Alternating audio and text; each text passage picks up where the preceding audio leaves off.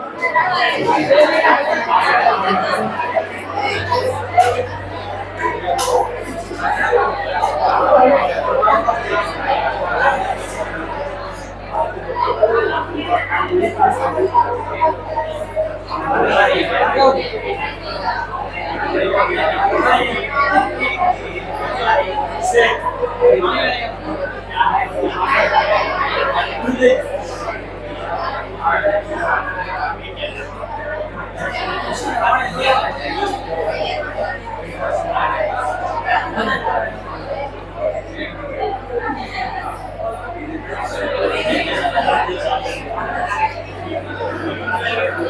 morning. Good morning everyone. ચલો હવે આપણે પ્રીવિયસ લેક્ચરમાં જે થોડો ટોપિકનો ડિસ્કશન કર્યું હતું કે આપણે સ્ટોકનું એડજસ્ટમેન્ટ કરવાનું થશે એના 3 રીઝન જોયા હતા કે બુક્સમાં સ્ટોક અલગ બોલે છે અને ફિઝિકલ ગોડાઉનમાં સ્ટોક અલગ બોલે છે. તો આપણા રિયલ આપણા માલિકીનો કયો એ આપણે ગોતવા માટે આ સ્ટેટમેન્ટ તૈયાર કરવાનું છે. ચાલો તો અગેન પાછું હવે એક ટોપિક આપણે જોઈએ જેનું નામ છે goods sent on consignment base.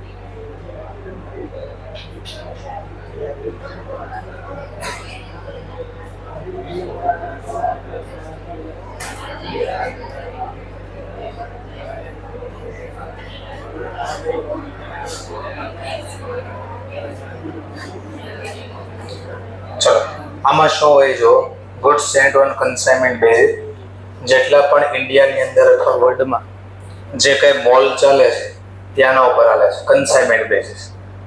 મોલમાં જેટલો પણ સ્ટોક પડ્યો હોય એ કોઈ માલિકનો ન હોય, એટલે કે જે મોલ જેની કંપનીનો છે એનો નથી. જેમ કે ડીમાર્ટની વાત કરું તો ડીમાર્ટની અંદર જે કાંઈ વસ્તુ પડી ડીમાર્ટની ન હોય. ડીમાર્ટના જે માલિક છે એણે શું કર્યું હોય, ખાલી બિલ્ડિંગ તૈયાર કરી દીધું, પછી એની અંદર જગ્યાઓ જેમાં અલગ અલગ સ્ટોર ફાળવે, ટૂંકમાં જગ્યા ફાળવે. એ જગ્યા ઉપર કોઈને વસ્તુ મૂકવી હોય તેનો ચાર્જ આપવો પડે. તો બધા લોકો પોતાની વસ્તુ વેચવા માટે આપે મોલમાં વેચાય.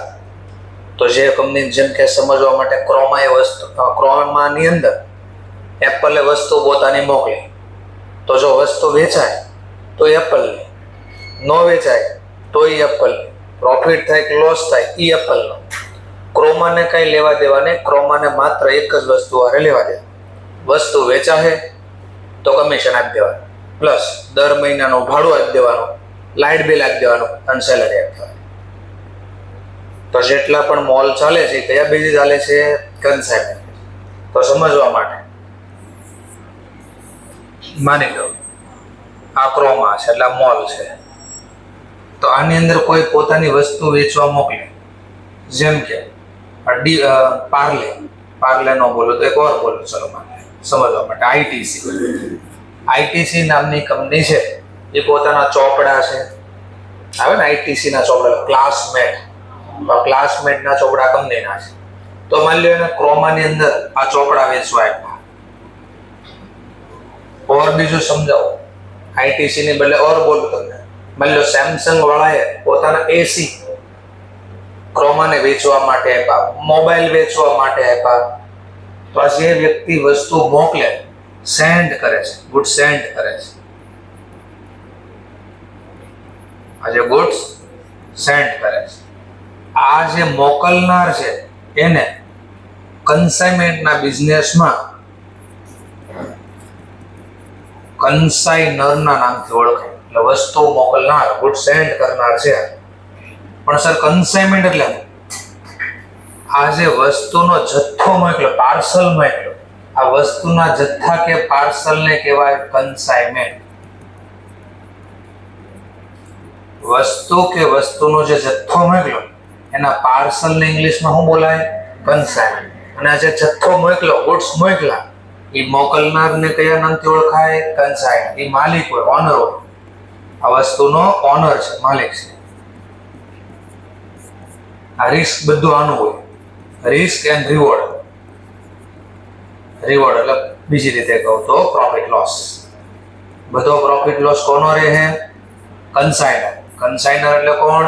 આઈટીસી. આઈટીસી એટલે કોણ? વસ્તુનો માલિક. તો આ ક્રોમાને આ વસ્તુ જે મળી, વેચવા માટે મળી, ગુડ્સ રિસીવ થયા, એને કયા નામથી ઓળખશું? તો કન્સાઇની. કયા નામથી ઓળખશો? કન્સાઇની. એ વસ્તુનો માલિક નથી તો એ શું કોણ છે? એ એજન્ટ છે. કોણ છે? એજન્ટ. તો એજન્ટ શું કરે?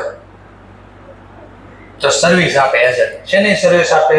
લાવો તમારી વસ્તુ વેચી દો, લાવો તમારી વસ્તુ વેચી દો. તો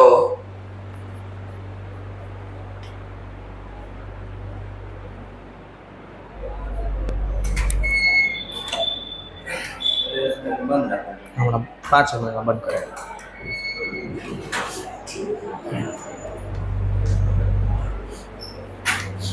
ચલો, તો કન્સાઇની અને વસ્તુનો માલિક નથી, એજન્ટ છે. અને વસ્તુ વેચી દે તો બદલામાં એને કમિશન મળશે. બદલામાં એને શું મળશે? કમિશન. ક્લિયર મુદ્દો? તો આપણે આ ચોપડામાં ચેક કરવાનું થાય, વસ્તુના માલિક આપણે છીએ કે નથી. જો વસ્તુ આપણે વેચવા માટે મોકલે, સેન્ડ કરી, તો આપણી માલિકીની વસ્તુ કહેવાય. અને જો આપણને વસ્તુ મળી છે તો આપણે એના માલિક નથી, આપણે એના શું છીએ? એજન્ટ. અને એજન્ટ વસ્તુનો માલિક કહેવાય નહીં. આ થિયરી યાદ રાખવાની છે. ક્લિયર? લખીને આપ્યું છે એમાં બધું. જેમ કે કોણે વસ્તુ મોકલી? આઈટીસી. કેટલા રૂપિયાની? 1 લાખ. કોને? ડિપાર્ટ. તો માત્ર હું ટ્રાન્સફર કર્યું છે મેં? પજેસ એટલે વસ્તુ આપી. જો વસ્તુ આપી, ઓનરશિપ માલિકી હક આપ્યો નથી, તો માલિકી હક મારીને પાસે છે. એટલે કે આ ધંધામાં કન્સાઇનર બોલો, પ્રિન્સિપલ એટલે મુખ્ય. તો માલિક કોણ છે આ ચોપડાની કન્સાઇનમેન્ટમાં? આઈટીસી. જેને વસ્તુ મળે એ કોણ છે? કન્સાઇન. કન્સાઇની નો બોલો તો એજન્ટ. તો આ ચોપડામાં આ વ્યવહારમાં કોણ છે કન્સાઇની? ડિમાન્ડ. કન્સાઇનમેન્ટ આ બધું થિયરીમાં નથી આવવાનું. જેણે મોકલો એના ધંધામાં વસ્તુ આવે કે જાય? બહારની તરફ જાય કે અંદરની તરફ? હા, બહારની તરફ એટલે આઉટવર્ડ કન્સાઇનમેન્ટ કહેવાય. તો કન્સાઇનર માટે આઉટવર્ડ કન્સાઇનમેન્ટ જો જાય છે, આ કન્સાઇનમેન્ટ જાય છે એટલે આઉટવર્ડ. અને આ કન્સાઇનમેન્ટ મળે છે આને, અને કન્સાઇનમેન્ટ મળે તો આના માટે ધંધામાં આવ્યું એટલે ઇનવર્ડ કન્સાઇનમેન્ટ. એક્સપેન્સ બિયર એટલે બધો ખર્ચો કોણ ભોગવશે? કન્સાઇન. મેં કીધું ને, આને બધો ખર્ચો આપે, લાઇટ બિલ, ભાડું છે, જે કાંઈ છે બધું આને આપવાનું. રિસ્ક રિટર્ન એટલે કે પ્રોફિટ લોસ બધો કન્સાઇનર પાસે રહે. અને વસ્તુ વેચે તો કન્સાઇની શું મેળવશે? કમિશન. That's all. બોલો એ બધું લખેલું છે. Clear topic? એસ સિન્સ પાડ દો. Next point, goods and. એની પહેલા હું નાનો ક્વેશ્ચન બનાવી દઉં સમજવા માટે. આ ફિઝિકલ પ્રમાણે છે એટલે ગોડાઉન. એટલે ગોડાઉનમાં જઈને આપણે ગણીશું, પ્લસ માઇનસ શીખવાનું, બરાબર? આપણે અને પરપેચ્યુઅલ સિસ્ટમ. પરપેચ્યુઅલ સિસ્ટમ પ્રમાણે એટલે બુક પ્રમાણે ચોપડામાં લખશું વારે વાર, ફીફો, લીફો, એવરેજ, એક રજિસ્ટર રાખ્યું. ચલો સમજવા માટે, આપણી પાસે 25 તારીખે એક ખરીદી કરી, બિલ આવ્યું એટલે અહીંયા લખાઈ નાખ્યો લાખનો સ્ટોક. અને એ જ તારીખે આપણને વસ્તુ મળી ગઈ હતી, તો ગોડાઉનમાં પણ પરચેઝ જે કર્યું છે એનો સ્ટોક ગોડાઉનમાં 1 લાખનો આવી ગયો છે. બોલો, બે જગ્યાએ સેમ ટોપિક છે. હવે ઘટના બની 28 માર્ચે, ધ્યાનથી જોજો, આપણે ગુડ સેન્ડ કરી દીધા કન્સાઇનમેન્ટ બેઝિસ. કયા બેઝિસ? કન્સાઇનમેન્ટ. તો કન્સાઇનમેન્ટમાં વસ્તુ મોકલી વેચાઈ ગઈ છે કે વેચવા આપી છે? હજી વેચાણી નથી. ચલો તો અહીંયાથી ડીમાર્ટ ને મોકલો છો વસ્તુ કન્સાઇનમેન્ટ બેઝિસ ઉપર સેન્ડ કર્યા. ચલો સેન્ડ કરી તો સ્ટોક ગોડાઉન માંથી જાય 30,000 નો માલ ગયો ગોડાઉન માંથી. 31 તારીખે કેટલાનો સ્ટોક પડ્યો ગોડાઉનમાં? 70,000. એટલે ફિઝિકલ 70,000. બોલો આણે એન્ટ્રી પાડી છે ને? કેમ ન પાડે? હા સેલ થયું નથી તો આ તો બુકમાં લખ્યું ને. તો આના પ્રમાણે 31 તારીખે માલ કેટલો પડ્યો હશે? ચલો બોલો ડેટા મિસમેચ થયા. તો ડેટાનું સોલ્યુશન કેમ કરવાનું? તો દાખલામાં તમને આમ આપશે નીચે કે physical stock as on 31st March 70,000 નો છે અને નીચે વ્યવહાર આપશે. 28/3 ના રોજ ગુડ સેન્ડ કરી દીધા છે ઓન કન્સાઇનમેન્ટ બેઝિસ ટુ માન લો ડીમાર્ટ છે કે આઈટીસી ક્રોમા જે લખીને આપ્યું રૂપીઝ એવા છે 30,000. ચલો તો આપણે બેલેન્સ શીટના પર્પઝથી સ્ટોક કેટલો હોવો જોઈએ તો નીચે આમ સ્ટેટમેન્ટ બનાવશું આપણે. આ લખશું ફિઝિકલ સ્ટોક કેટલો છે? Physical stock 70,000. હવે તમારે આને અહીંયા શું કરવું એ વિચારો. પ્લસ કરવું, માઇનસ કરવું, કાંઈ ન કરવું. તો આને સમજવા માટે પહેલો જવાબ આ વસ્તુ મોકલી પહેલા આપણી છે કે નહીં? આપણો સ્ટોક છે. હા વેચાઈ ગયો છે એટલે આપણો સ્ટોક છે. વિચારો આપણો સ્ટોક ગણવો જોઈએ તો જો પહેલા બે વસ્તુ નક્કી થઈ ગઈ. કઈ? આપણો સ્ટોક છે કે નહીં અને બીજો ગણવો જોઈએ કે નહીં તો કે હા ગણવો છે. પછી ત્રીજું સ્ટેપ બોલો આ 70,000 માં સ્ટોક ગણાઈ ગયો હશે? કેમ ખબર પડી નહીં ગણા? તો જો સ્ટોક ક્યારે મોકલી દીધો અને આપણે ગોડાઉનમાં ગણવા ક્યારે ગયા? તો 31 તારીખે ગોડાઉનમાં કોઈ દી હોય 28 તારીખે મોકલી દેવી તો પછી કોઈ દિવસ 31 તારીખે ગોડાઉનમાં સ્ટોક પડ્યો હોય આપણા? તો આપણા સ્ટોક ગોડાઉનમાં પડ્યો જ ન હોય તો ગણતરીમાં આવ્યો હોય કે બાકી હોય? હા બાકી છે એટલે ગણો 30,000. શેના લખશું અહીંયા કે ગુડ્સ સેન્ડ કર્યા હતા on consignment basis. Consignment basis મોકલા હજી વેચાણો નથી એટલે અમારો સ્ટોક છે. ગણી લીધો કેટલો થઈ ગયો? 1 લાખ. અહીંયા પણ 1 લાખ જ હતો. સમજાણો થોડું થાય તમને? ઓકે. ઉલટું પણ થઈ શકે. આવું જ હોય એવું જરૂર નથી. ઘણીવાર આપણને મળે પણ ખરા. કોઈ આપણને કહે કે ભાઈ તમે જે માલ વેચો છો ને તમારો અરે મને તમારા માલની સાથે મારો સ્ટોક પણ વેચી દો ને. તો કન્સાઇનમેન્ટ બેઝિસ શું થાય? રિસીવ થાય. કારણ દાખલામાં જો રિસીવ લખ્યું છે સેન્ડ લખ્યું છે. ચલો હવે 40,000 નો માલ મળ્યો તો 28 તારીખે. બોલો આમાં લખ્યું છે ને 28 તારીખે કેમ નહીં? જો ને વખતે તો વસ્તુ મળી મને. આ ક્યારે લખ્યા? પરચેઝ નો બિલ હોય તો સેલ નો બિલ હોય. બોલો આ પરચેઝ સેલ છે? આ તો આપણે કન્સાઇનમેન્ટ બેઝિસ વસ્તુ મોકલી છે અથવા મળી છે વેચવા માટે. હજી વેચાણી ખરીદ વેચાણ થયું નથી. ચલો તો હવે હું ગોડાઉનમાં ગણું કેટલો આવે? બુક પ્રમાણે કેટલો આવશે? જો ડિફરન્ટ આવ્યો તો ડિફરન્ટ માટે તો આ નહીં આપ્યો આપણને આ આપશે કે ફિઝિકલ સ્ટોક 31 તારીખે 1/40 નો. પછી અહીં લખશે ગુડ્સ રિસીવ 28 તારીખે ગુડ્સ શું થતા? Receive on consignment basis from DMart અથવા ફ્રોમ આઈટીસી જે કે નામ આપ્યું છે લખશું from so and so mister XYZ જે કે કેટલા રૂપિયાનો સ્ટોક છે? 40. આપણને આ ડેટા આપ્યા છે તો આપણે અહીંયા લખવાનું પહેલા 1/40. પછી અહીંયા આપણે નીચે લખવાનું ગુડ્સ સેન્ટ ની બદલે શું આવશે? Goods receive on consignment basis. હવે આ પ્લસ કરો માઇનસ કરો કઈ ના થાય. શું કરવાનું? ચેક કરવાનું જરા. તો વિચારણ પહેલા કેમ? સીધો જવાબ નહીં એ તો આપણને ખબર છે. અહીંયાથી જો બોલો આ સ્ટોક આપણો છે? કેમ આપણો નથી? આપણે ખરીદો ક્યાં? આપણે તો એજન્ટ છે, વેચવા માટે બેઠા. તો પહેલો ખબર પડી આપણો આ સ્ટોક નથી. તો બોલો ગણવો જોઈએ? તો બે ખબર પડી કે આપણો સ્ટોક નથી અને ગણવો જોઈતો હતો નહીં. પણ હવે વિચાર ત્રીજો સ્ટેપ, આની અંદર આ સ્ટોક ગણાઈ ગયો હશે? કેમ ખબર પડશે ગણાઈ ગયો હશે? તો જો મળ્યો ક્યારે આપણને આ સ્ટોક, અને પછી 31 તારીખે ગોડાઉનમાં ગણવા ગયા તો પહેલા 28 આવે કે 31 આવે? હા, તો 28 સ્ટોક ગોડાઉનમાં આવી ગયો તો 31 પડ્યો હોય ને, આ તો ગણાઈ ગયો. આપણો છે, આપણો સ્ટોક છે, ગણવો જોઈતો હતો પણ આમાં ગણી નાખ્યો ને.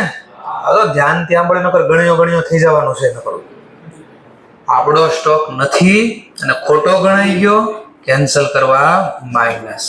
તો કેટલા થઈ ગયા? 1 લાખ.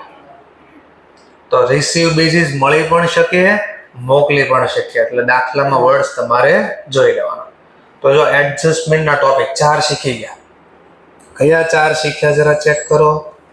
તો કાલે જોયું તો goods sent in goods purchase તો કર્યા પણ કેમાં હોય? ટ્રાન્ઝિટમાં. પછી ઘણીવાર વસ્તુ વેચી નાખી પણ કસ્ટમરને આપણને રિક્વેસ્ટ કરી હોય હમણાં ડિસ્પેચ કરતા નહીં, તો એવો ટોપિક શીખ્યા.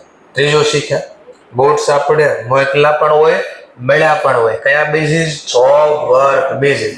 આ જોબ વર્ક બેઝિસ નો મતલબ વસ્તુ બનાવવા કે આપણે બનાવવા માટે મળી હોય અથવા આપણે કોઈને બનાવવા માટે આપી.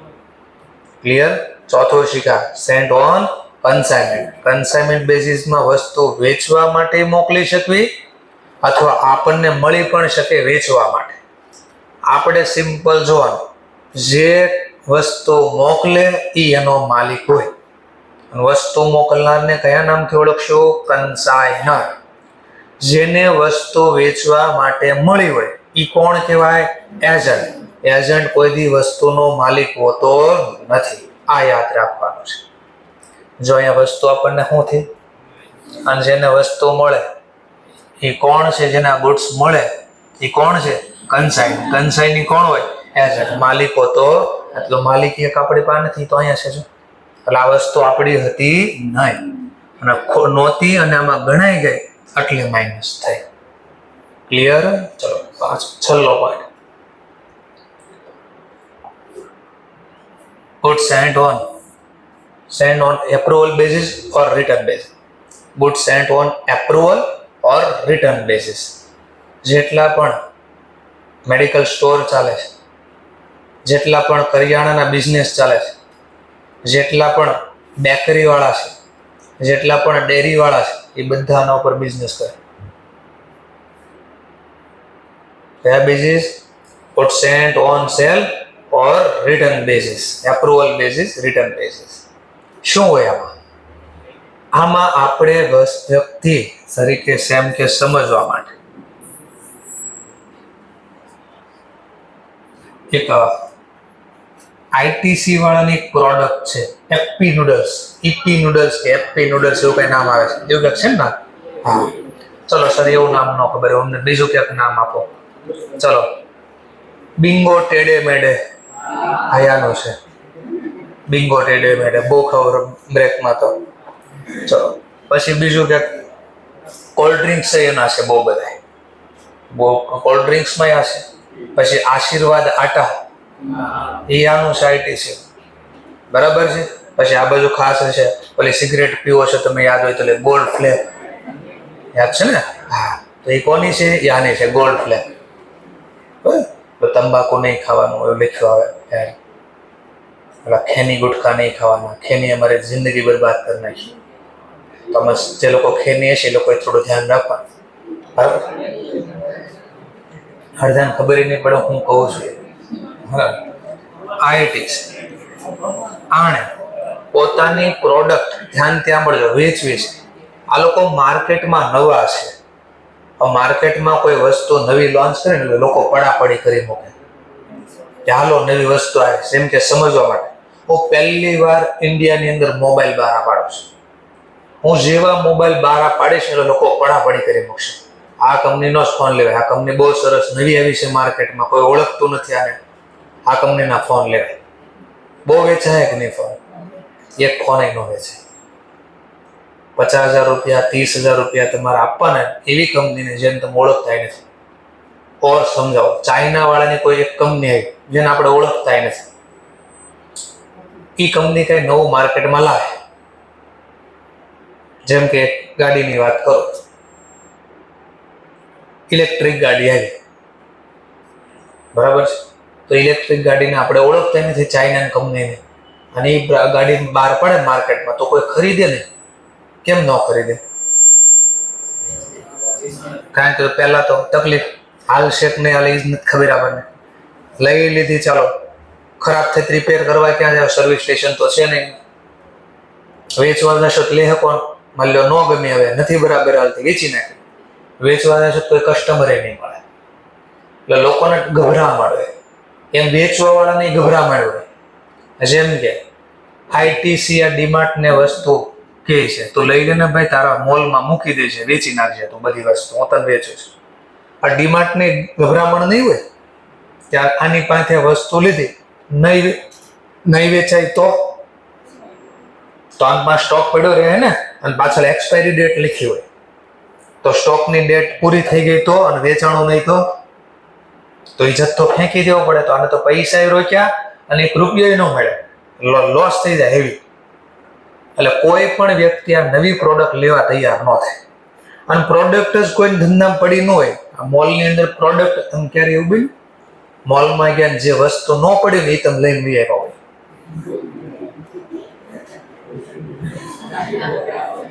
થાય એવું કોઈ? કેમ ન થાય? કારણ કે લેવું હોય પેલા દેખાવી તો પડે ને, ત્યાં છે વસ્તુ, જોશો ને પછી લેશો ને. તો આમાં કોઈ જોવાય નથી રાખતા, કારણ કે ભાઈ મફતમાં તો આવે નહીં વસ્તુ, પૈસા દેવા પડે. આટલા માટે એક બિઝનેસ બનાવવામાં આવ્યો જેનું નામ છે ગુડ્સ. હું તને સેન્ડ કરું છું. સેન્ડ કરો છો એમાં 2 ઓપ્શન. તને મજા આવે તો તું રાખી લે, એટલે વેચી નાખ, હું મારા માટે વેચાણ. અને તને ન ગમે તો રિટર્ન કરી દેજે, જા 15 દિવસનો 2 મહિનાનો સમય આપ. જેમ કે ફ્લિપકાર્ટ ઉપરથી, એમેઝોન ઉપરથી વસ્તુ ખરીદો છો તમે, તો ખરીદ્યા પછી કે જેમ કે ખાસ કરીને શૂઝ છે અથવા કપડાં છે એવું કંઈ ખરીદો તમારે ઓપ્શન આવે. શું ઓપ્શન આવે?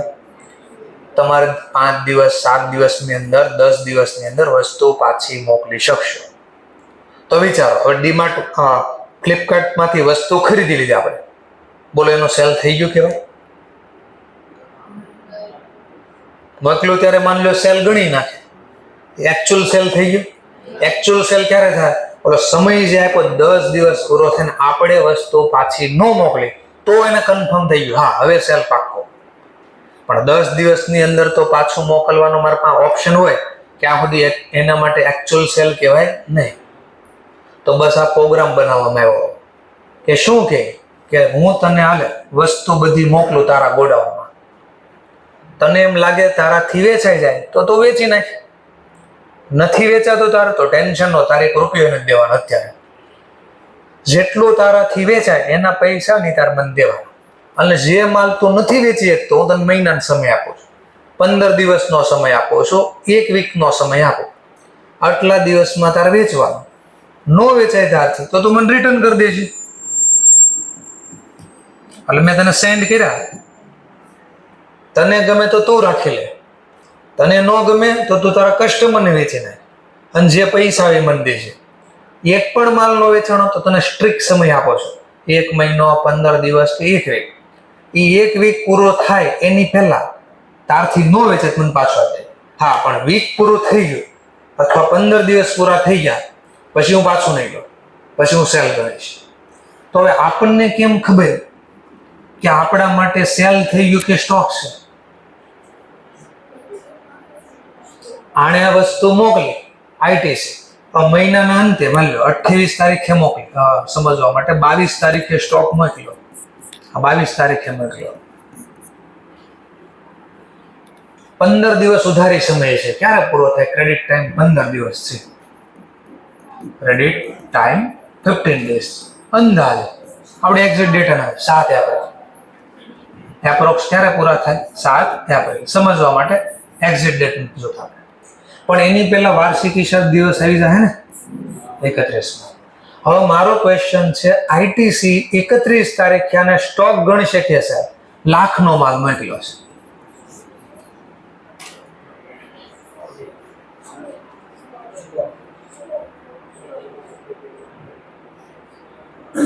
માની લો એને 24 તારીખે જ વસ્તુ થોડીક રાખી લીધી અને કીધું મને તો આ સ્ટોક ગમી ગયો, ખરીદી લઉં છું. અથવા એને કોઈ કસ્ટમર આવે એને વેચી નાખ્યો તો, અથવા માની લો એને ભૂખ લાગી અને આ ઈપી નૂડલ્સ ખાઈ લીધી તો, પૈસાની જરૂર હતી ને ટ્રક ભરેલા એપી નૂડલ્સ હતા એ બેંકમાં ગીરવે મૂકી દીધા તો મને પૈસા દો. તો કેમ ખબર પડે આપણને સેલ છે કે? તો ધ્યાન ત્યાં મળે. જો દાખલાની અંદર એક્ઝામ્પલની અંદર આ ત્રણમાંથી કોઈ એક ઘટના લખી નાખે તો એને સેલ ગણાય. એટલે આઈટીસી ક્યારે સેલ ગણશે? આઈટીસી સેલ તરીકે ક્યારે અને ગણશે? મોકલ્યું ત્યારે સેલ ન થાય. સેલ રિયલમાં ક્યારે થાય? સીએ મોકલવી ત્યારે સેલ ન ગણવું જોઈએ. એકચ્યુઅલ સેલ ક્યારે ગણવું જોઈએ? તો એકચ્યુઅલ સેલ તો આ ત્રણમાંથી એક ઘટના બને તો પહેલું ખુદ એક્સેપ્ટ કરી લે. આપણે કોને વસ્તુ મોકલી હતી? ડીમાર્ટ. તો ડીમાર્ટ ખુદ એક્સેપ્ટ કરે, એપ્રૂવ કરે કે હા હું તમારી વસ્તુ ખરીદી લઉં છું. તો આપણા માટે શું કે સેલ. એટલે ખુદ ડીમાર્ટ એક્સેપ્ટ કરે, એપ્રુવલ આપે કે હા તમારી વસ્તુ મને ગમે છે, હું રાખી લઉં છું, મારી રીતે વેચી નાખીશ. તો બોલો આઈટીસી એને સેલ ગણશે કે નહીં? હા, કારણ કે એને કીધું હા હું ખરીદી લઉં છું. અથવા બીજો ઓપ્શન એ કે ના હું નથી ખરીદતો, પણ કોઈ એક્શન લેવામાં આવે. શું લેવામાં આવે? કોઈ એક્શન. એક્શનની અંદર 3 એક્શન લે. ડીમાર્ટની અંદર જે પબ્લિક આવે, નોર્મલ પબ્લિક, તો ડીમાર્ટ માટે પબ્લિક કસ્ટમર કહેવાય. શું કહેવાય? કસ્ટમર. તો ડીમાર્ટ એના કસ્ટમરને સેલ કરી દે. ડીમાર્ટ એના કસ્ટમરને શું કરી દે? સેલ. ચલો, તો વસ્તુ કોની છે? બોલો. ડીમાર્ટની છે? કોની છે? તો આપણી વસ્તુ ડીમાર્ટે વેચી નાખી ને, તો આપણે માટે શું બની ગયું? સેલ. ઓર કઈ કન્ઝ્યુમ કરે. અહીંયા ભૂખ લાગી, શું થયું? ભૂખ લાગી. તો માની લો ડીમાર્ટના કોઈ એમ્પ્લોય અથવા ડીમાર્ટના માલિકે ખુદ અથવા તમારા ખાસ આમાંથી ઘણા કરતા હશે ને, કરવું ન જોઈએ પણ કરતા હશે. ડેરી મિલ્ક લઈ લે, દાદરમાં જાય, દાદરમાં કેમેરાનો ડીમાર્ટમાં જાય, દાદરમાંથી ડેરી મિલ્કને તોડી નાખે, ખાઈ જાય, પેટમાં વહી ગઈ. અલાર્મ વાગે નહીં. અલાર્મ ક્યારે વાગે? બહાર જાય તો. અને પેટમાં અલાર્મ બહાર વાગતું નથી. સમજાય છે?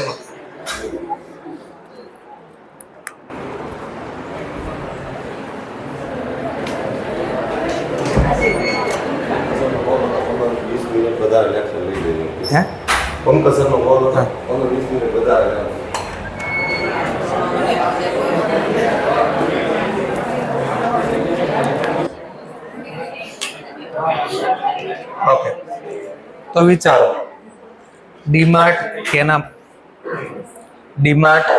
કેના એમ્પ્લોય કેના કસ્ટમર કોઈની વસ્તુ વાપરી શકે, ખાઈ શકે? કોઈ દિવસ નહીં. આપણે કોઈની વસ્તુ ખાવી હોય તો પહેલા ખરીદવી પડે. જો આઈટીસીને ખબર પડે કે આ વસ્તુ ડીમાર્ટ કે એના એમ્પ્લોય કે એના કસ્ટમરે કન્ઝ્યુમ કરી નાખી, વાપરી નાખી, તો આઈટીસી શું માનશે ને?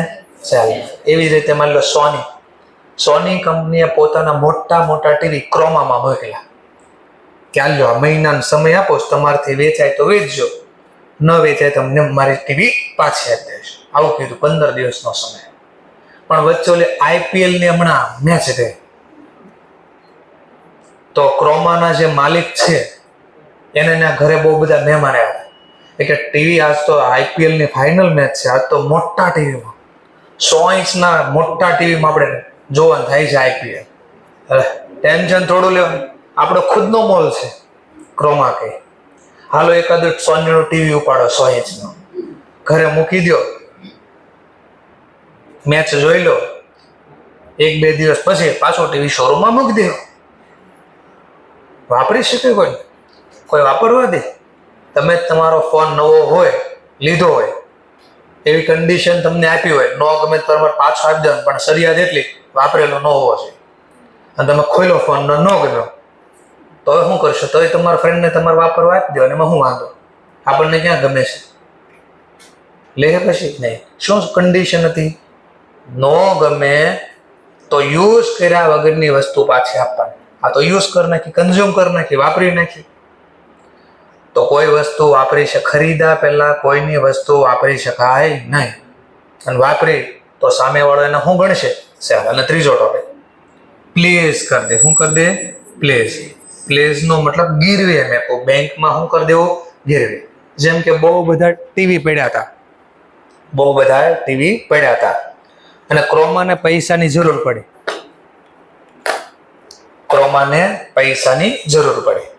તો ક્રોમાએ શું કર્યું? આ બધા ટીવી લઈને બેંકમાં ગીરવે મૂકી દીધા. બેંકને કીધું લોન આપી દો મને. એમ નહીં ખબર પડે, હંમેશા વસ્તુ આપણા ઉપર લઈ લેવાની.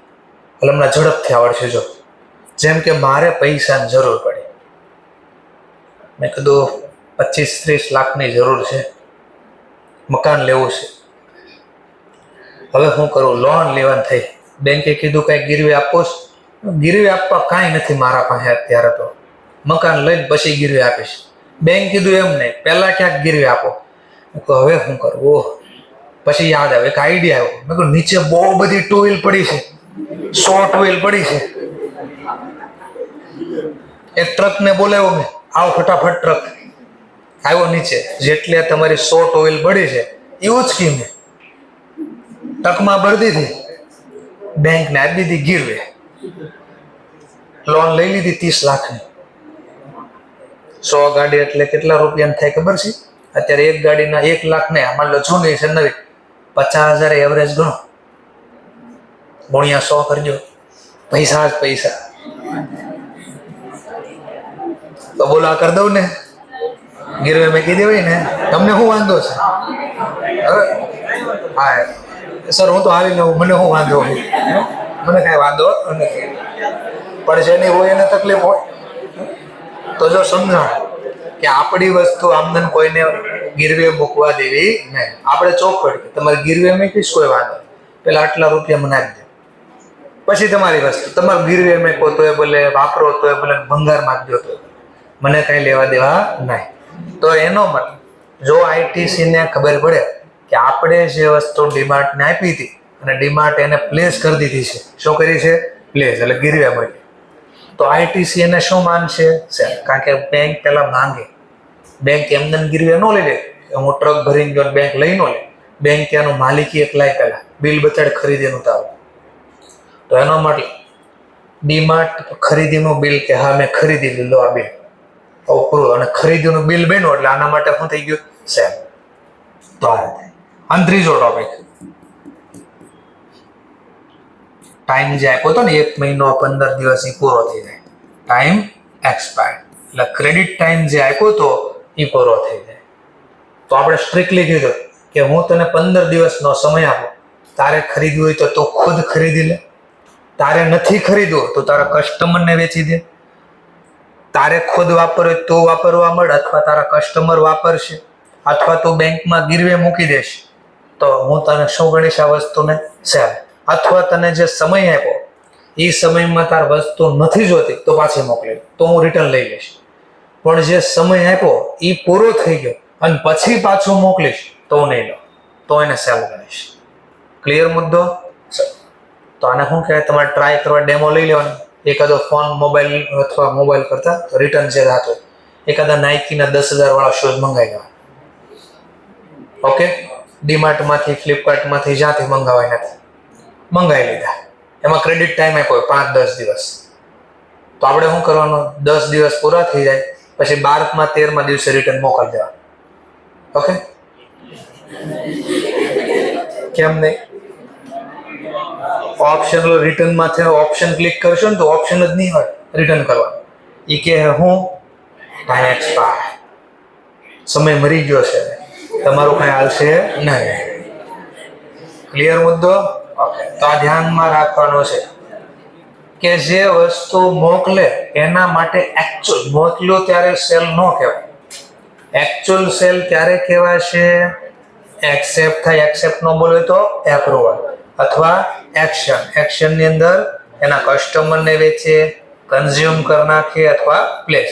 અને છેલ્લું કામ, જે સમય આપ્યો હતો એ સમયની અંદર વસ્તુ પાછી ન મોકલે તો આ આઈટીસી એને શું ગણશે? સેલ. તો આવું એક્ઝામ્પલ પણ મેં બધું લખીને આપ્યું છે. Sent on approval basis. કોણ વસ્તુ મોકલે છે? પાર્લે. કોને મોકલે છે? ડીમાર્ટ. પાર્લેના હમણાં બિસ્કિટ આવ્યા, નવા બિસ્કિટ આવ્યા, ડાર્ક એડિશન. પાર્લેનો ડાર્ક એડિશન, બરાબર. ફોનમાં આવતા ડાર્ક એડિશન, કારમાં આવે ડાર્ક એડિશન. જેમ કે ટાટાની છે, ટાટાની ગાડી હોય એમાં ડાર્ક એડિશન બહાર પાડવામાં આવે, એટલે કાળા કલરનો ટૂંકમાં. ઇન્ડિયાની અંદર કાળા કલરની ગાડી બહુ ઓછી વેચાય, ગાડી બનાવે છે. કારણ તડકો, કાળો કલર તડકોને એબ્ઝોર્બ કરે, એટલે તડકાને ખેંચે, બહુ ગરમ થાય કાળો કલર. આટલા માટે ઇન્ડિયાની અંદર બ્લેક કલરની ગાડી કોઈ વેચતું નથી. તો કંપનીવાળા શું કરે, પણ કાળો કલર ગમે બહુ બધાય ગાડીમાં ને, એટલે શું કરે, કંપનીવાળાને સ્પેશિયલ એડિશન બહાર પાડે, ડાર્ક એડિશન કહેવાય. એના પ્રાઇસ હાઈ હોય થોડી, બીજા એડિશન કરતા એની પ્રાઇસ વધારે હોય, તો ડાર્ક. એમ પાર્લે વાળા નોર્મલ જે આવતા એના કરતા અલગ બિસ્કિટ પાડ્યા બહાર, થોડા થોડા બ્લેક કલર જેવા છે. નામ આપ્યું ડાર્ક એડિશન. ડાર્ક એડિશન એટલે આપ્યું ચોકલેટ કલરના છે અને એમાં થોડું ચોકલેટનું ફ્લેવર, એટલે જે બોર્ન વિટા એવું નામ સાંભળ્યું, એના જેવો ટેસ્ટ આવે, ચોકલેટનો ટેસ્ટ આવે, એટલે નામ પડ્યું ડાર્ક એડિશન છે. તો માની લો પાર્લે ભરી એક બીજા આવ્યા હતા સેન્ડવિચ બિસ્કિટ, પણ વેચાણા ને એટલા સક્સેસ ન હોય, તો પાર્લે આ ડીમાર્ટને વસ્તુ મોકલે. ક્યારે જો આવું કરે, આ બેઝિસ ઉપર બિઝનેસ ક્યારે કરે, તો કીધું વેન ન્યૂ પ્રોડક્ટ લોન્ચ, અથવા તો પ્રોડક્ટ તો આપણી જૂની છે પણ અચાનક આપણે સેલ વધારી દેવો છે, તો આવા કેસમાં આપણે આ બેઝિસ ઉપર બિઝનેસ કરવો જોઈએ. જેમ કે ઓલા ગોપાલના વાઇટકા ઓળખતા હોય તો તમે ઓળખો છો ને? હા, આ ગોપાલના વાઇટકા છે એ કંપની રાતોરાત કેમ મોટી થઈ ગઈ? શા માટે? તો એના માટે જવાબદાર છે બાલાજી વેફર્સ વાળો ખુદ. બાલાજી વેફર વાળો ખુદ. બાલાજી વેફર વાળાએ બહુ બધી ઇન્ડિયાની અંદર માર્કેટ કવર કરી લીધું આખું, એટલે ઈગો થોડો આવી ગયો માણસમાં. સક્સેસ થાય ને એટલે ઈગો આવે, પાવર આવે, પૈસા બોલે, ઉલ્લીને બોલે પૈસા, ઉલ્લીને બોલે પૈસા બોલ્યા. બાલાજી વાળાએ કીધું બધા લોકો જેટલા હતા, મેડિકલ સ્ટોર વાળા હતા, કરિયાણા વાળા હતા, કે બેકરી વાળા હતા, કે ડેરી વાળા, એને કીધું તમારે અમારી વેફર તમારે જોતી હોય ને તો રોકડા પહેલા પૈસા આપવા પડશે, પછી વસ્તુ મળશે. પેલા ઉધારી સમય હતો 7 દિવસ, એટલે 7 દિવસમાં તમને ન વેચાય, ન સારું લાગે, તમે વસ્તુ પાછી મોકલી શકતા. એટલે દુકાનદારને પૈસા રોકવા ન પડે, ન ગમે પાછી આપી દે, વેચાય તો એ પૈસા ને જ દે. તો આવો હતો. પણ અચાનક એને ઈગો આવી ગયો અને કીધું 1 રૂપિયાને ઉધારી સમય નહીં, પહેલા પૈસા પછી વસ્તુ. 2015-16 હતો, આઈ થિંક 15-16. તો ગોપાલ વાળાનો બિઝનેસ ક્યાં હતો? જ્યાં બાલાજી વાળો વસ્તુ ન આપતો, એટલે દૂરના ગામડે, એમાં ખાસ મહેસાણા બાજુ ખાસ, તો ત્યાંની આ કંપની હતી, એ બાજુ વહીવટ થોડો વધારે કરતી હતી. અને દૂરના ગામડામાં, કારણ કે ગામડાની અંદર પૈસા વાપરવા બહુ ઓછા આપે છોકરાઓ, એટલા માટે વસ્તુ પૈસા હશે જ વેચાય, નકર તો કેમ વેચાય? તો બાલાજી વાળો કે 1-2 વસ્તુ માટે કોણ ના દેવા જાય? તો બાલાજી વાળાએ કીધું અમારે નથી દેવું ના, તો ગોપાલ વાળાએ કીધું અમે ના આપશું. ધ્યાનથી સાંભળજો, બધા લોકોએ વસ્તુ લેવાની બંધ કરી દીધી બાલાજી, કારણ કે રોકડા માંગે છે પેલા. અને ખબર પડી કોને? ગોપાલને. આણે શું કર્યું, આખા સુરતની અંદર, અમદાવાદની અંદર 1 મહિનાનો ઉધારી સમય આપ્યો. મહિનો માલ તમારા પાસે રાખો, સારો લાગે તો વેચજો, કસ્ટમર લઈ જાય તો ભલે, તમારે ખુદ ખવાય તમે ખાઈ લો, ગીરવે મેં કોઈ ગીરવે મેં આપો, અને ન ગમે તો મહિના માલ પાછો આપી દેજો. આવું કીધું. તો બધા લોકોએ સ્ટોક ભેગો કરી નાખ્યો. અગર ટેન્શન તો કઈ છે ને, નહીં વેચે પાછો આપજો, આપણે ક્યાં કે ટેન્શન છે, સમજાણો? તો બધી નાના છોકરા માંગવા જાય વેફર આપો, તરત પેલા કે વેફર નથી, આ ગોપાલના વાટકા છે, ખાવા છે. બોલ, છોકરાને પ્રોડક્ટ આરે લેવા દેવા નથી, એને તો ખાવા આરે લેવા દેવા છે. એને તો પડીકા હોવા જોઈએ, પડીકામાં જે હોય તો બરાબર. તો રાતોરાત ભીં પડી ગઈ.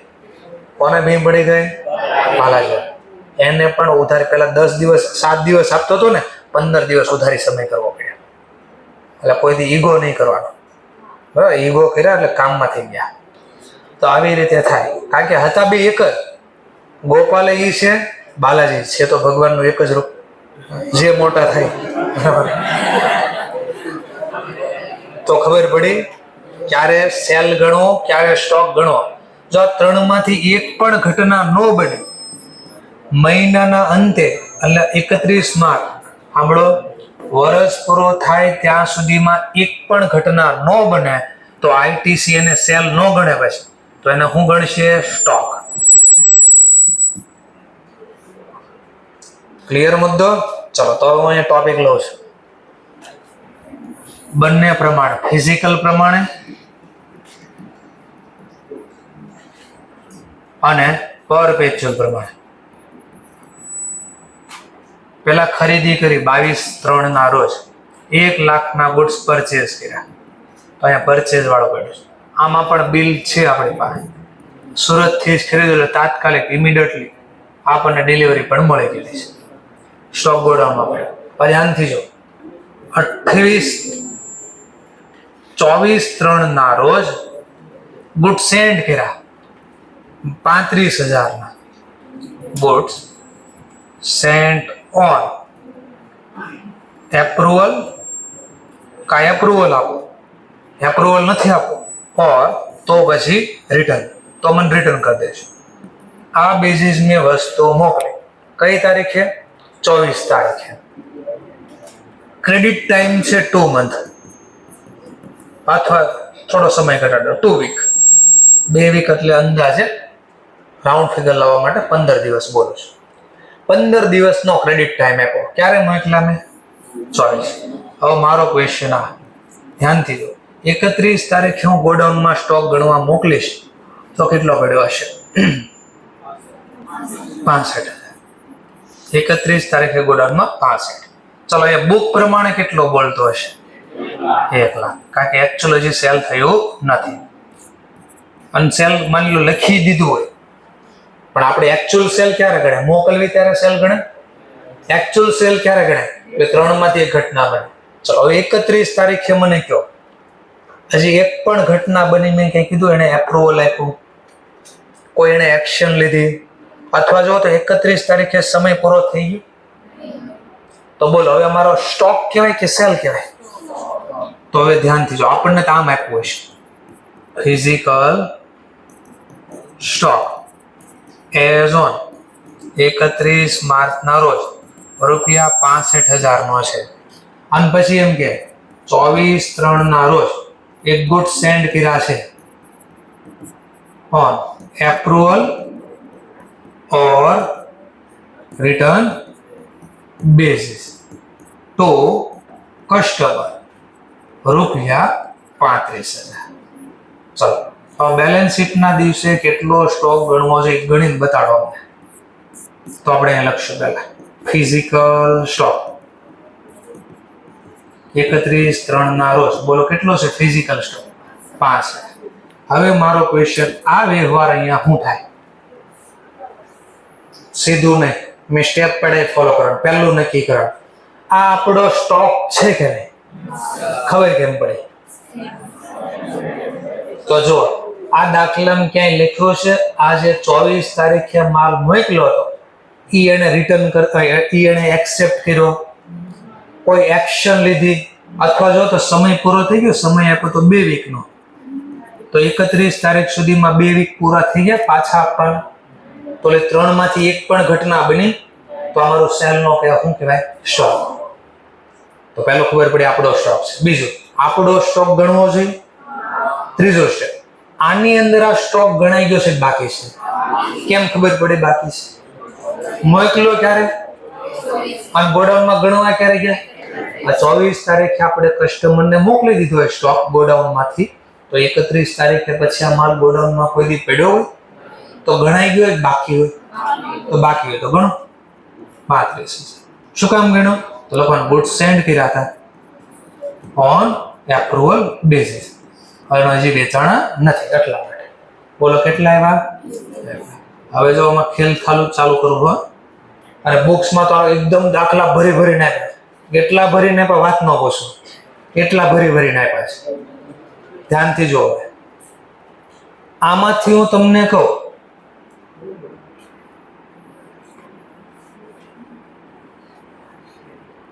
%80 ગુડ્સ એપ્રૂવ કરી લીધા એઝ ઓન 30 માર્ચના રોજ. હવે બોલો, આવું લખીને આવ્યું તમને.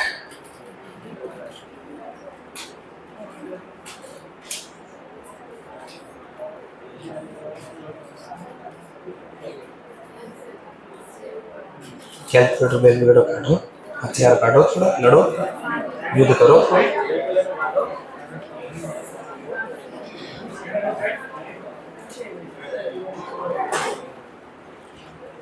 ચલો, પ્લસ થાય માઇનસ થાય કાંઈ નહીં થાય. જો એને એક્સેપ્ટ કરી લીધું કે હા હું એપ્રુવલ આપ્યું, એપ્રુવલ એને ખુદ કહી દીધું હા હું ખરીદી લઉં છું, તો પ્લસ થાય માઇનસ થાય કાંઈ ન થાય.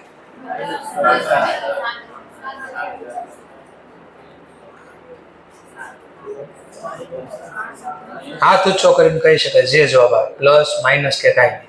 પ્લસ તો કેટલા, માઇનસ તો કેટલા, કાંઈ નહીં તો કેટલા. 7000 પ્લસ. ચલો 7000 પ્લસ, મને થોડો ડાઉટ છે. 7000 પ્લસ માઇનસ કઈ જવાબ આવે? હાથ ઊંચો કરીને આપી શકે છે. બોલે ના બોર વેચાય. 7000 પ્લસ. ચાલો 7000 પ્લસ. મને તો એક્સપેક્ટેશન છે થોડો અલગ જવાબ આવવો જોઈએ.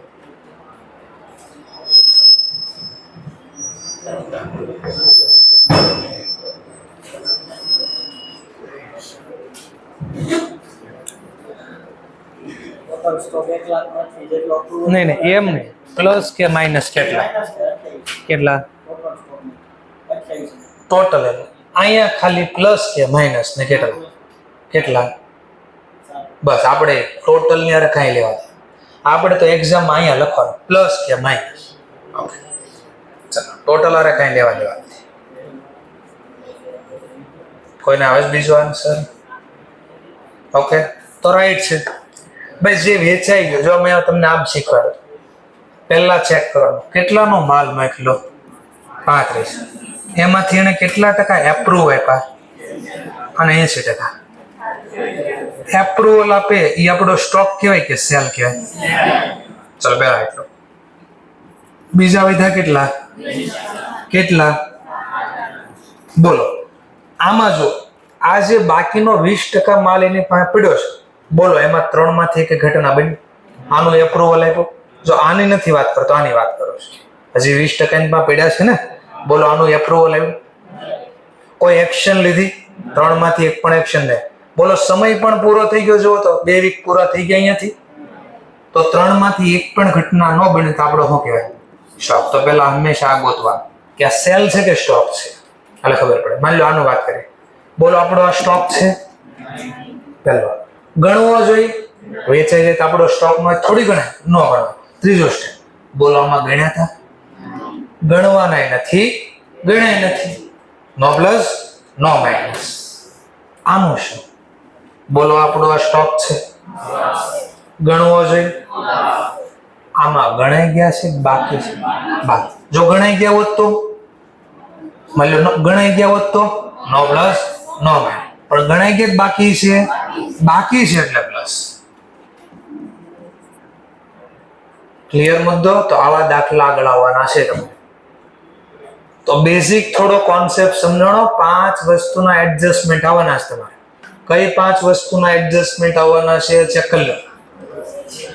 goods in transit, goods sold but not at dispatch, goods on job work basis, goods sent on consignment basis, goods sent on sale. આપો, સેલ કરો, નથી ગમતું રિટર્ન કરી દો. ઓકે, ચલો તો હું દાખલાની શરૂઆત કરું છું.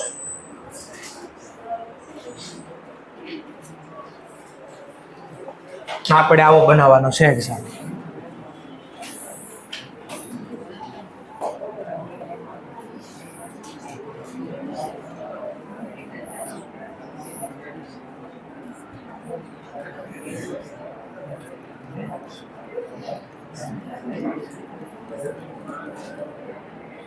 ચલો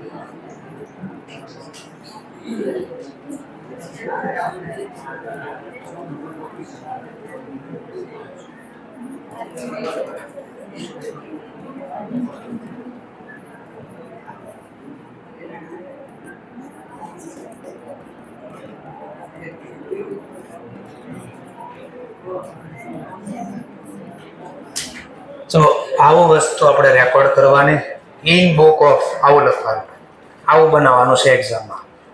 તો અહીંયા લખ્યું છે physical stock versus balance sheet. એટલે ફિઝિકલ સ્ટોક જે બોલતો હોય આપણે ફિઝિકલ ને જો આપણે બેલેન્સ શીટમાં કેટલો લખવો હોય, આપણો સ્ટોક કેટલો બેલેન્સ એ લખવાનો. વેલ્યુ જેપી લિમિટેડ, કોના વાત કરે છે અહીંયા? JP limited. તો an in book of JP limited આવું મેન્શન કરવાનું. પ્રોવાઇડ ધ ફોલોઇંગ ઇન્ફોર્મેશન, નીચેની માહિતી તમને આપે. Find the value of inventory for the balance sheet purpose. તો આપણે લખીએ ઇન્વેન્ટરી એટલે સ્ટોક વેલ્યુએશન નું સ્ટેટમેન્ટ બનાવવું ફોર બેલેન્સ શીટ પર્પઝ. કઈ તારીખે બેલેન્સ શીટ બનાવવાની? તો લખ્યું એઝ ઓન 31/3. તો જે તારીખ આપી છે દાખલામાં એ લખ્યું, જો 31 માર્ચ. તો લખ્યું value of stock as per physical value. આ ફિઝિકલ વેરિફિકેશન નો મતલબ ગોડાઉનમાં જઈને. તો 31 તારીખે ગોડાઉનમાં જઈને સ્ટોક ગણો કેટલાનો છે? 1,40,000. તો આપણે સૌથી પહેલા અહીંયા લખવાનું physical stock as on 31st March કેટલા રૂપિયાનો છે? 1,40,000. એટલી ખબર પડી ગઈ પહેલા? ઓકે. ધેન આફ્ટર હવે શું? હવે આની નીચે આપણને કે the following item are to be consider. હવે નીચેની માહિતી ધ્યાનમાં લો અને આમાં નક્કી કરો શું કરવું જોઈએ. પ્લસ કરવા જોઈએ, માઇનસ કરવા જોઈએ કે કંઈ ન કરવું જોઈએ. એ ડિસિઝન લેવાનું છે આપણે. ચલો પહેલો ડિસિઝન, વર્ડિંગ શબ્દ બરાબર જોવા પડશે. અત્યારે આપણને તકલીફ હશે, લેંગ્વેજની હડલ આવશે થોડી. વર્ડ્સ બરાબર જોઈએ. ગુડ્સ હેલ્ડ, હેલ્ડ કરવો એટલે હું રાખી મૂકું, રાખી પાસે પડેલા હોય. Goods held by sub contractor and job worker. આપણા કોન્ટ્રાક્ટર છે અથવા આપણા કોણ છે? Worker, job worker. ક્યાં યાદ આવ્યું? Job worker of JP limited. એટલે આપણે છે ને જેપી લિમિટેડ. જેપી લિમિટેડ ના અમુક જોબ વર્કર હતા, કોન્ટ્રાક્ટર હતા, જેણે ગુડ્સ હેલ્ડ કર્યા છે. આપણા ગુડ્સ એને હેલ્ડ કર્યા છે એટલે આપણો સ્ટોક એની પાસે. યાદ કરો જોબ વર્ક નો મતલબ શું હતો? બનાવવા માટે, વેચા નથી બનાવવા. તો આપણા કોન્ટ્રાક્ટર છે, આપણા વર્કર છે, એની પાસે ગુડ્સ હેલ્ડ થયા છે. વિચ કે જેનું એને સર્ટિફિકેટ આપ્યો આપણને કે હા તમારો એટલો માલ મળ્યો છે. સર્ટિફિકેટ નું કન્ફર્મેશન આપ્યું કે તમારી પાસેથી કેટલો માલ મળ્યો છે મને? 40,000. ચલો હવે ક્વેશ્ચન થાય 40,000 માં પ્લસ થાય કે માઇનસ થાય?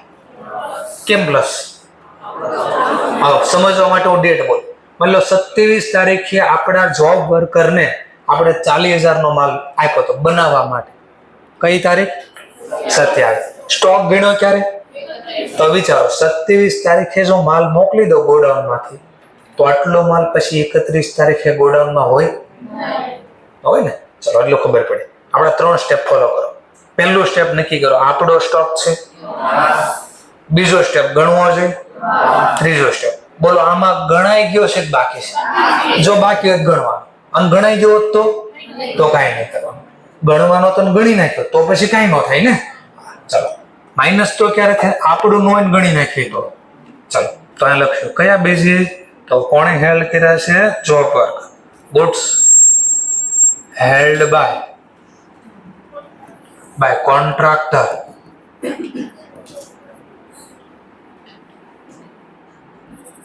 Contractor and job worker. કેટલાનો સ્ટોક હેલ્ડ કર્યો છે? 40. આવું એક્ઝામમાં લખવાનું છે. આ નો આવડે તો બેઠું છે દેવાને. ઈ જ કારણે લખવાનું બીઆરએસ ની જેવું જ છે. ચલો બીજો પોઈન્ટ. આ એ પોઈન્ટ હતો. હવે બી પોઈન્ટ નક્કી કરો. ચલો ગુડ્સ સોલ્ડ કરી નાખ્યા. આઈઆરબી ઇન્ફ્રા લિમિટેડ જે કસ્ટમર છે આપણો, હું હેઝ રિક્વેસ્ટ કે જેણે આપણને વિનંતી કરી હતી, આજીજી કરી હતી ફોર ડિસ્પેચ. ડિસ્પેચ એટલે મોકલવી, ડિલિવરી મોકલવી. Only on 5th April. અને ઇન્ક્લુડ કરી નાખ્યા ઇન અબાઉ ફિઝિકલ સ્ટોક. ઉપર જે સ્ટોક છે ને એમાં 50,000 નો માલ ગણાઈ ગયો છે. સમજવા માટે સ્ટોરી 28 તારીખે આઈઆરબી ઇન્ફ્રા વાળા આપણી પાસે આવ્યા અને કીધું મારે વસ્તુ એટલી જોતી, આપણે વેચી નાખ્યા. એને આપણને રોકડા આપી દીધા ને આપણે બિલે બનાવી દીધું. આપણે કીધું લ્યો લેતા જાઓ. 28 તારીખે માલ. એને ના પાડી કે હું આજે સ્ટોક લઈને જ જાઉં ને તમારે મોકલવાના નથી. હું તમને વિનંતી કરું છું તમે માત્ર ક્યારે મોકલજો? 5 એપ્રિલ. ચલો થોડું ખબર પડી. હવે તમારે 3 સ્ટેપ નક્કી કરો. બોલો. પહેલો, આ આપણો સ્ટોક છે કે નહીં? પેલા કેમ નથી? વેચી નાખ્યો. તો પહેલું તો ખબર પડી આપણો સ્ટોક નથી. બીજો સ્ટેપ, ગણવો જોઈએ. કેમ ન ગણે? આપણો સ્ટોક. ત્રીજો સ્ટેપ, પણ આની અંદર ઈ ગણાઈ ગયો જરા ચેક કરો કે જે ડિલિવરી મોકલી નથી. તો આપણો સ્ટોક ન હોય અને ખોટો ગણી નાખ્યો તો શું કરવું પડે? માઇનસ. કેટલા રૂપિયા? 50. પણ માની લો આમાં નફો આપ્યો હોય તો કે આ તો વેચાણ કિંમત છે, આપણે તો સ્ટોક કઈ પ્રાઇસે લખાય? Cost or NRV whichever is lower. તો માર્કેટ પ્રાઇસ છે. હું એમ કહું તો આમાં 20% નફો છે તો આમાં 20% માઇનસ કરી નાખો. હા તો વિચ એવર ઇઝ લોઅર કોણ કહેવાય? 40 કહેવાય 50 કહેવાય? હા તો 40 લખો આપણે. હું એમ કહું નહીં આમાં 10% નફો છે તો આમાંથી 5,000 નફો બાદ કરી નાખો. કેટલા? હવે જો વિચ એવર ઇઝ લોઅર કોણ? 50 કે 40? આ તો ઓછા હોય લખાય. ક્લિયર મુદ્દો? તો 50 આમાં નફાનો દર નથી આપ્યો એટલે 50 લખો છું. રીઝન હું લખીશ અહીંયા તો લખવાનું ગુડ્સ શું કરી નાખ્યા છે? Sold but yet not or yet not yet not dispatch to customer. કસ્ટમરને જે ડિસ્પેચ કર્યા નથી એટલે ખોટા ગણાઈ ગયા એટલે હું કરી દઉં છું માઇનસ. એટલે સાઈન આપી દેવાની માઇનસ. એટલે કાઉન્સ કરી દીધું એટલે માઇનસ થઈ ગયું. સમજાણો ટોપિક? શા માટે માઇનસ ખબર પડે છે? કાંઈ કન્ફર્મ છે?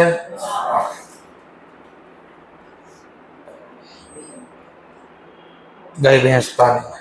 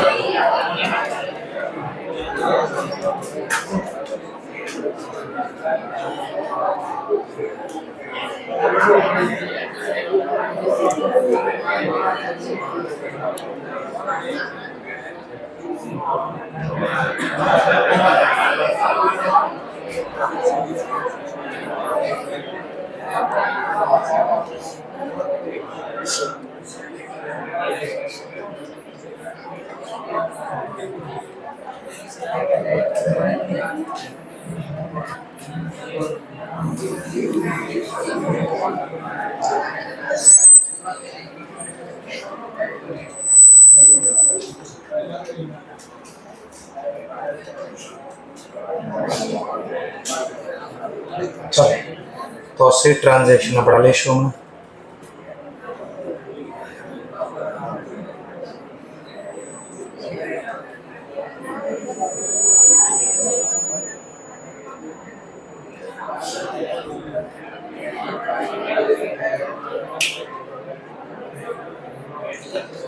Goods held by JP limited. આપણે કોણ છે? JP. Held by JP limited. આપણે હેલ્ડ કર્યો છે, આપણે સ્ટોક રાખ્યો છે. ઓન બિહાફ, બિહાફ એટલે ના વતી, કોના વતી? યુનિટેક. અને યુનિટેક કોણ છે? કન્સાઇનર. તો યુનિટેક કન્સાઇનર હશે તો હમણાં શીખ્યા છે પોઈન્ટ. જે કન્સાઇનર હોય એ વસ્તુનો માલિક હોય. તો આ કન્સાઇનર હશે તો આપણે કોણ છે? એજન્ટ. કન્સાઇન એજન્ટ છે. એજન્ટ કોઈ દી વસ્તુનો માલિક હોતો નથી. તો માની લો, સમજવા માટે 29 તારીખે કન્સાઇનર એટલે યુનિટેકે આપણને વસ્તુ વેચવા માટે આપી હશે. આપણે ખરીદી નથી કે એને આપણને વેચી નથી. ઉલટાનું આપણને કીધું તમે લોકો એજન્ટ છો. આપણે કીધું હા કે ભાઈ મારો સ્ટોક વેચી ગયો ને તમે તમારો સ્ટોક વેચો છો. અરે મારો સ્ટોક વેચી ગયો તો વેચવા માટે આપ્યો છે, આપણે ખરીદો નથી. ચલો, તો 29 તારીખે માલ આપણને મળ્યો. 31 તારીખે સ્ટોક ગોડાઉનમાં ગણવા ગયા છે. ચલો, હવે પહેલું નક્કી કરવાનું. બોલો આપણો સ્ટોક છે. બીજું સ્ટેપ ગણવો જોઈએ. ત્રીજું સ્ટેપ આમાં ચેક કરો. બોલો આમાં ગણાઈ ગયો છે? ગણવાનો હતો તો ખોટું થઈ ગયું ને. ખોટું થઈ ગયું તો શું કરવું પડે? કેન્સલ. કેન્સલ કરવા માઇન. આપણો નહોતો અને ગણી નાખ્યો સ્ટોક તો મારે શું કરવું પડે? માઇનસ. કેટલા રૂપિયા? 12,000. ચલો, રીઝન હું લખશું તો લખવાનું ગુડ્સ હેલ્ડ બિહાફ ઓફ કન્સાઇનર એટલે કે યુનિટેક ઓન કન્સાઇનમેન્ટ બેસિસ. ભાઈ આપણો આ સ્ટોક નથી, આ કન્સાઇનમેન્ટ બેસિસ હતો, ખોટો ગણાઈ ગયો, કેન્સલ કરવા માઇનસ. ઓકે, ધ્યાન આપતા. Goods sold on return or approval basis to Hedil Limited. કોણ છે? HDIL. કોણ છે આ? HDIL લિસ્ટેડ કંપની છે, બહુ મોટી કંપની છે. મુંબઈની અંદર જેટલી ઝુંપડપટ્ટી છે એ ઝુંપડપટ્ટી ઉપર મોટા મોટા બિલ્ડિંગ બાંધવાનું કામ આ કરે. આખી ઝુંપડપટ્ટી મુંબઈમાંથી ખતમ કરે છે. ધારાવી નામ સાંભળ્યું હોય તો મોટા મોટી ઝુંપડપટ્ટી. તો એ ઝુંપડપટ્ટી એ લોકો એને ચોલ બોલે. ઝુંપડપટ્ટી ખરાબ લાગે એટલે ચોલ બોલે, ચાલ બોલે, ચોલ બોલે. ઓકે, તો આ કંપની શું કરે? તો જેટલી ત્યાં ઝુંપડપટ્ટી હોય, મતલબ 100 મકાન હોય ઝુંપડપટ્ટી, તો એ 100 મકાન ખાલી કરી નાખે. 100 મકાનની જે જગ્યા ખાલી થઈ એના ઉપર મોટો બિલ્ડિંગ બાંધે. 100 માળો, 50 માળો. એક માળ ઉપર 4 હોય. 100 મકાન નતા, ખાલી કરી નાખ્યા. 100 મકાન, એક માળ ઉપર 4 જણાને સમાવેશ થાય એટલે 4 ફ્લેટ હોય. તો મને 25 માળમાં આ બધાને એક માળ આપી, એક ફ્લેટ આપી શકાય. માની લો 60 માળનો બિલ્ડિંગ બનાવ્યું તો 25 માળમાં તો આ લોકોની જગ્યાની પાછી મળી ગઈ. બાકી વધ્યા કેટલા? 60 માળમાંથી 25 માળ આ લોકોને આપી દીધા. તમે જો બાકી વધ્યા કેટલા? 35 માળમાં નફાનો થાય. એમાંથી ખર્ચો બાદ કરે વસ્તુ બનાવો. જગ્યા તો આ લોકોની જ હતી, એ લોકોને પાછી આપી દીધી. ઉપરના જે માળ વધ્યા, બધે ઉપર માળ હોય તો એ વધ્યા, તો એ માળ વધ્યા તો બીજાને વેચ્યા. આ કામ આ કરે HDI. અને એક બેંકને ઉઠાડી દીધી. આણે બેંકને ઉઠાડી દીધી. ઉઠી જા બેંક, ઉઠી જાઓ. તમે કહો તો ઉઠી જવું પડે ને મારે. PMC બેંકને ઉઠાડી દીધી. કઈ બેંકને? PMC. PNB નથી બોલતો, PMC Punjab Maharashtra cooperative bank. આને ઉઠાડી દીધી. આને મરેલા લોકો ઉપર લોન લીધી. મરેલા લોકોને કબ્રસ્તાનમાંથી બહાર કાઢ્યા, સાઈન સિક્કો લઈ લીધો. પાછા કહેવાય તો મરી જાઓ, પાછા મરી ગયા. લોન ન ચૂકવે તો બેંક કોણ પાસે જાય? જેણે લોન લીધી હોય એ તો ભાઈ મરી ગયા છે. મરી ગયેલા કોઈ દી લોન પાછી આપે નહીં. ગયા તારા પૈસા, બેંક કઈ ગઈ. ઓકે, આ માણસ છે, આ માણસ આજનો માણસ છે. વાત હમણાં જો બહુ ચાલે છે ન્યૂઝમાં એક કિસ્સો કે હસબન્ડ વાઈફનો કંઈક ખેલ જ પૂરો કરી નાખ્યો. બરાબર. આ સોનમ ક્યાંક એવું કઈ નામ હતું, ધક્કો મારી દીધો મર નહીં. એટલે આજનો માણસ શું કરે છે એ જ નક્કી નથી થતું. હું જોતો છે એ નક્કી નથી થતો. પેલા કરવાની વાત તો પછી રહી કે હું કરવું છે એ જ નથી ખબર. માથાકૂટ જ goods sold on return or approval basis to HDI Limited. goods sold on return કરવો તો રિટર્ન કરો, રિટર્ન નથી કરો તો શું કરો, એપ્રુવલ આપો મને. basis to HDI Limited, to HDI Limited 35,000 for which કે જેમાંથી કન્ફર્મેશન નોટ એટ રિસીવ, એટલે એને હજી કીધું નથી આપણને શું કર્યું, in not yet receive in respect of 10,000. સમજવા માટે આપણે કોણ છીએ, જે પેલી ભાઈ આપણે એને વસ્તુ આપી કોને, HDI. કેટલા રૂપિયાની વસ્તુ આપી, 35 માંથી એને આ વસ્તુનું શું કર્યું, તો કે 35 માંથી 10,000 વસ્તુનું શું થયું એ કાંઈ નથી કીધું. તો બાકીના 25,000 નું શું થયું હશે, ઓબ્વિયસલી સેલ થઈ ગયું હશે.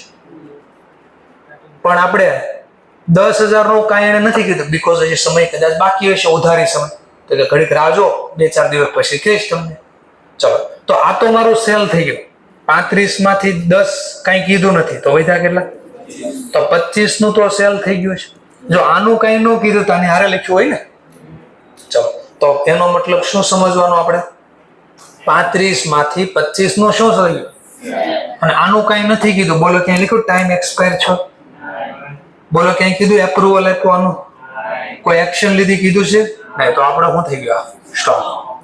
એટલે બે ઘટક આપણે હવે આપણે નક્કી કરવાનું છે કે 35 માઇનસ કરો, 10 માઇનસ કરો, 10 પ્લસ કરો, કે 25 માઇનસ કરો, 25 પ્લસ કરો, કે કાંઈ ન થાય. 10 પ્લસ 25 નું કાંઈ નહીં. હવે આને આમ વિચારો, નોર્મલ મગજ રાખવાનું, સમજવા માટે ડેટ ધારેલો 27, 28, 25 જે ધારેલું હોય. માની લો આપણે 25 તારીખે સેલ ઓન એપ્રુવલ બેસિસ આને મોકલી દીધો છે. કઈ તારીખે, 25 તારીખ. આટલું પહેલા ક્લિયર. હવે આપણે સ્ટેપ લીધું, બોલો વેચાઈ ગયો આપણો સ્ટોક કહેવાય, ન કહેવાય. ગણવો જોઈએ, ત્રીજો સ્ટેપ, આમાં ગણવો હશે, કેમ નહીં ગણ્યો હોય, તો કારણ કે મેં ડેટ આપી તમને 25 તારીખે જ મેં વસ્તુ મોકલી દીધી, તો 31 તારીખે ગોડાઉનમાં કોઈ દી હોય તો ગણવાનોય નથી, ગણ્યોય નથી. નો પ્લસ નો માઇનસ. પણ આનું શું, આ શું છે આપણો, ગણવા જોઈએ. ત્રીજો સ્ટેપ, બોલો આમાં ગણાણો છે, કેમ નથી ગણાણો, કારણ કે 25 તારીખે મોકલી તો 31 તારીખે ગોડાઉનમાં હોય નહીં, તો આપણા માલિકીનો સ્ટોક ગણવાનો બાકી હોય શું કરવું પડે, પ્લસ. કેટલા રૂપિયાનું, 10,000. હમણાં જ મેં એવું એક્ઝામ્પલ લીધું તો એ એક્ઝામ્પલ છે જો, એમાંથી એટલા ટકાનો માલ વેચાઈ ગયો, બાકી નથી વેચાણો, પ્લસ. એવું યાદ ક્યાંક, ઓકે. તો આ ટોપિક હતો.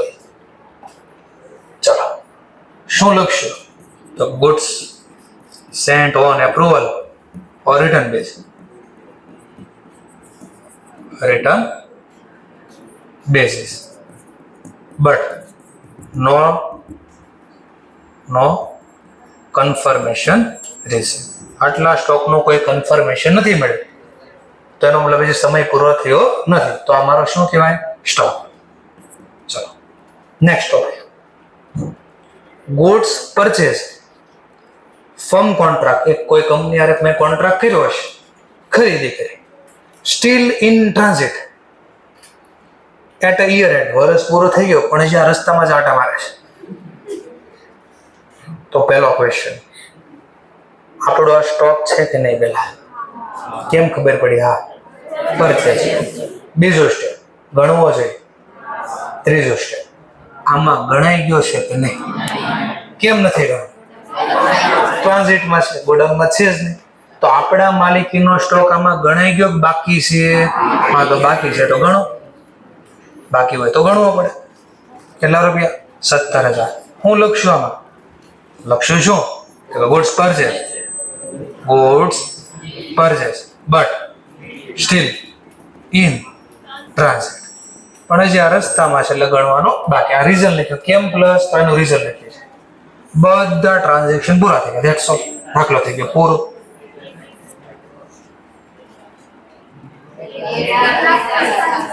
₹1,45,000.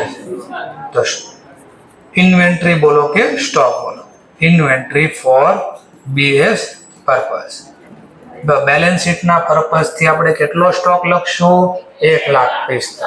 ગોડાઉનમાં કેટલો હતો? તો આપણે 1,40 નો લખ્યો. કેટલો લખ્યો? 1,45. કારણ કે જે આપણા હતા એ પ્લસ થઈ ગયા, આપણા નહોતા એ માઇનસ થઈ ગયા. તો આવું બનાવવાનું છે. હવે જેટલા દાખલાઓ ગણીશ અહીંયાથી એમાં આ વહીવટ કરવાનો છે મોટા ભાગે. તો થોડો કોન્સેપ્ટ સમજાણો પહેલા પાક્કો છે. સરસ. ચાલો, જેને બોર્ડ ઉપરથી લખવું એ બોર્ડ ઉપરથી લખે. બોર્ડ ઉપરથી નથી લખવું એ આ દાખલા સોલ્વ કરે. આ અલગ અલગ કેસ છે. જો હું લખ્યું in each the following alter, એટલે કે એકબીજાને કઈ લેવા દેવા નથી. આ એકલા ટોપિક છે. કેમ આના એકબીજાને કઈ લેવા દેવા હતા? ના, તો એકલા ગણે ને એમ એકલા ગણવાનું છે. એટલે કે આને આ 6500 ના 6500 બે એક છે, એમને અલગ અલગ છે. ચલો, તો જેને બોર્ડ ઉપરથી લખતા હોય બોર્ડ ઉપરથી લખો. નો આવડે તો પેન્સિલ થી પ્લસ માઇનસ કરીને અંદર લખજો. અને હમણાં આ ક્વેશ્ચન થાય, મારે લખવો હું અંદર પ્લસ કરવા માઇનસ કરવા બધા ક્વેશ્ચન ક્રિએટ થાય. ચલો કરો સ્ટાર્ટ. બોલ્યા વગર લખવાની શરૂઆત કરો.